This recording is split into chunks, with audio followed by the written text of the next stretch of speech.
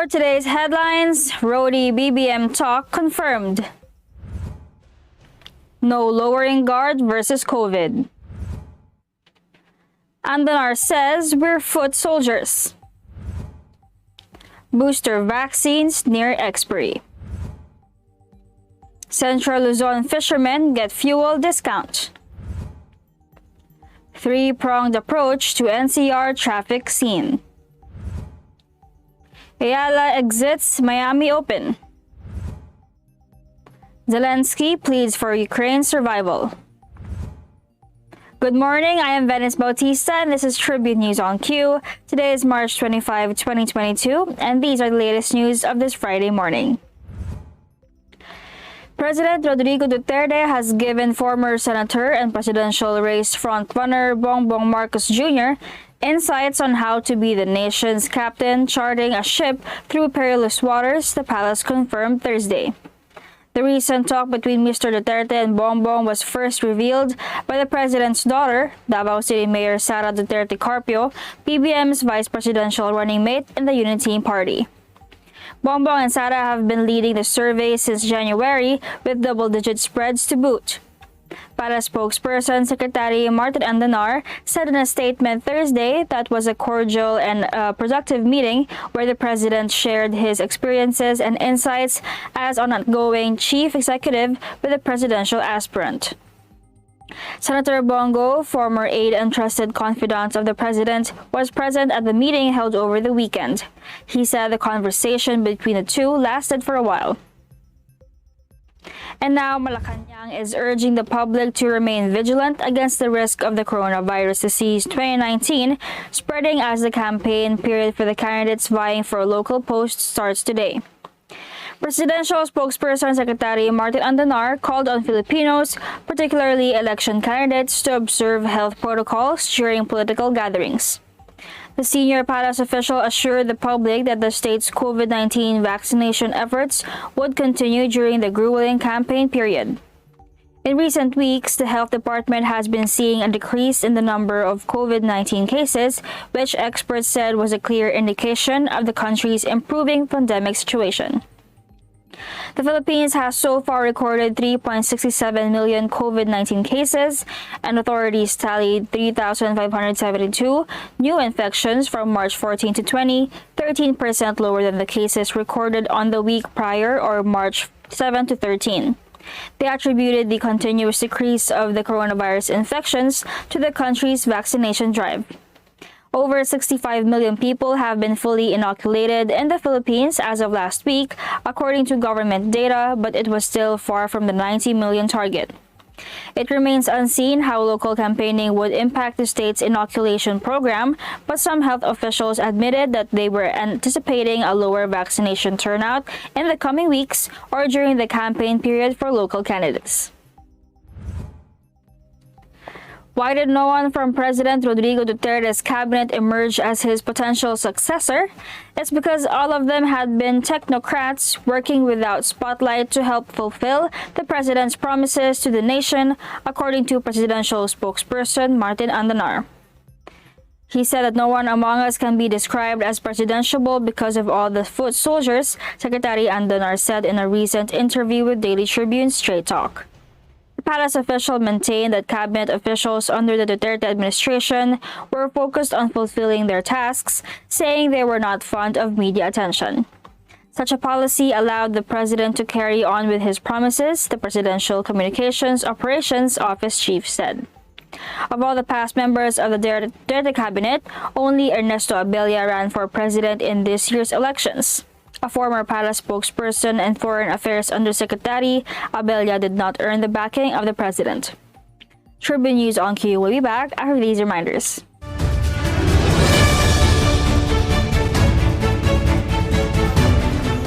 Mahalin natin ang Pilipinas.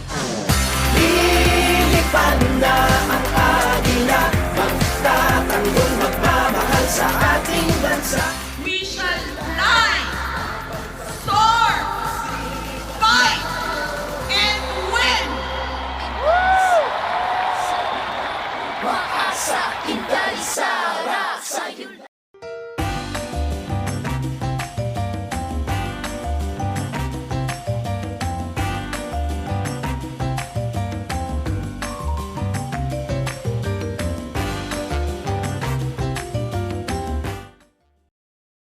This public service advisory is brought to you by Daily Tribune and 100.3 RJFM. Oh, vaccination, isolation. Gotta keep up with my nutrition. Gotta maintain my body condition. Then I can take my vaccination. What do I choose? What do I take? As long as it is not a fake. AstraZeneca, Moderna, BioNTech, even Sinovac, okay na. Babakuna ka ba? Babakuna ka ba? Babakuna ka ba? Babakuna ka ba? Babakuna ka ba? Babakuna ka ba? Vaccination for the nation, no more isolation. With vaccination, babakuna ka ba? Babakuna ka ba? Babakuna ka ba? Babakuna ka ba? Babakuna ka ba? Babakuna ka ba? Babakuna ka ba? Paturok, paturok, paturok. This public service advisory is brought to you by Daily Tribune and 100.3 RJFM.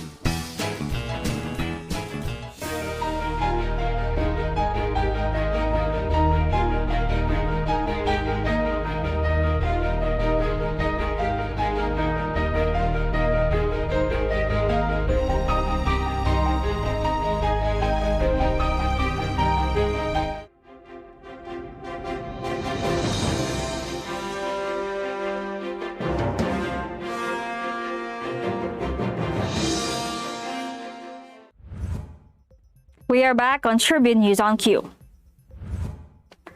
The risk of expiry of COVID-19 booster vaccines was raised on Thursday by Presidential Advisor for Entrepreneurship, Joey Concepcion, as the turnout of volunteers for a third shot has dipped. As of mid-March, Concepcion said the total number of fully vaccinated individuals was at 73%. Those who have received their booster shots, however, were only 13%. His data was from the National Vaccination Operations Center. Concepcion said the slow booster uptake is alarming as millions of Filipinos will soon be overdue for their booster shots despite the abundant supply of vaccines. The jabs, he said, are also readily available through private sector efforts and through vaccination drives of the government. The Food and Drug Administration shortened the interval between the completion of the primary doses and the booster shot to 3 months. This was after it was suggested that protection weakens after 5 months for most vaccines. The Department of Health, on the other hand, gave the green light for booster shots last December when close to 38 million Filipinos received their second dose of the vaccine. Further, the Philippine government's vaccine expert panel recommended the fourth dose for immune-compromised individuals and the elderly. A total of 6,709 fisherfolk in Central Luzon are set to receive fuel subsidy from the Department of Agriculture, even as it launched the first-ever solar-powered fertigation system, or SPFS, in Pampanga. Agriculture Secretary William Dar said that it aims to distribute fuel discount cards by next month to help alleviate the adverse effects of the oil price hike in the global market, adding that they have already distributed fuel subsidies to 500 fisherfolk in Zambales. Bureau of Fisheries and Aquatic Resources Regional Director Wilfredo Cruz, on the other hand, said that the 500 fisherfolk are the initial recipients of the program's first tranche on Monday in a ceremonial awarding, with each beneficiary receiving 3,000 pesos worth of fuel discounts. The Agriculture Department allotted around 500 million pesos in fuel subsidy to fishermen and farmers affected by the increase in fuel prices, and another 600 million pesos will be available next month for the program's second tranche.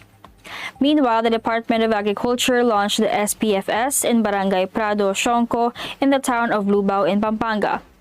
Meantime, Dar Cruz closed that the project is funded under the Department of Agriculture's Rice Program and is expected to benefit members of the Prado Sionco Rice and Corn Farmers Association.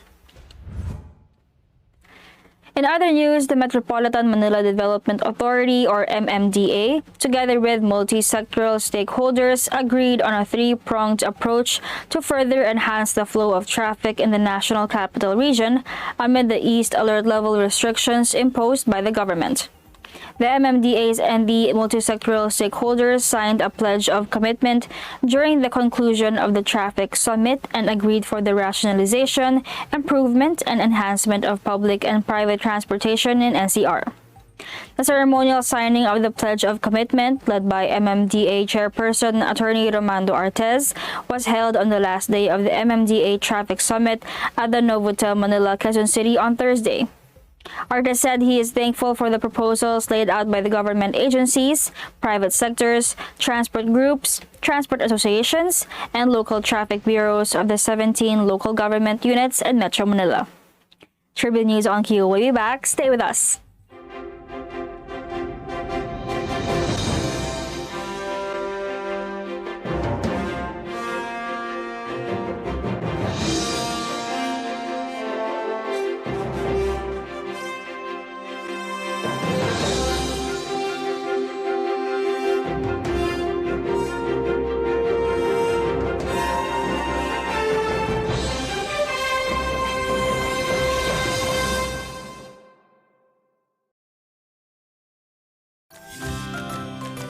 Manong Joe po, At Ate Maita, matapos ang 2 buwang pagbaba, bagyang tumaas ang overall electricity rates ngayong March. 6 centavos per kilowatt hour ang increase. Mas mataas pa dapat ito kung di dahil sa additional distribution rate refund at koordinasyon ng Meralco sa suppliers. Kaya mabuti pa rin maging energy efficient. tama, lalo na pag tag-init. Opo, historically, tumataas ng 10 to 40% ang konsumo tuwing summer. Pag mainit, overworked ang cooling appliances, kaya mas gumagamit ito ng kuryente. Kaya alamin ang konsumo ng anumang gadgets o appliance sa Meralco mobile app na may appliance calculator. I-type lang ang bill amount, piliin ang appliances at dalas ng paggamit. Makukompute na ang consumption. Kaya mababudget ang paggamit, pero enjoy pa rin. You have the power this summer! With Globe, our steps can lead us to millions of doors opening, millions of paths unfolding, and millions of reasons to keep going. Now's the time to be with the network that gets better every day for you. Every time I'm on the road, I can expect high performance from Phoenix Fuels. Now with Pulse technology, delivers enhanced power and acceleration to make every trip come alive.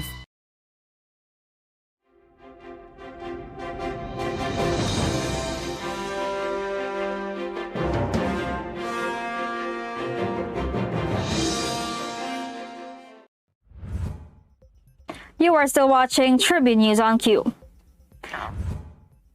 Madison Bringle of the United States pulled the plug on wildcard entry Alex Ayala's bid in the Miami Open with a 6-2, 6-1 victory on Thursday at the Hard Rock Stadium.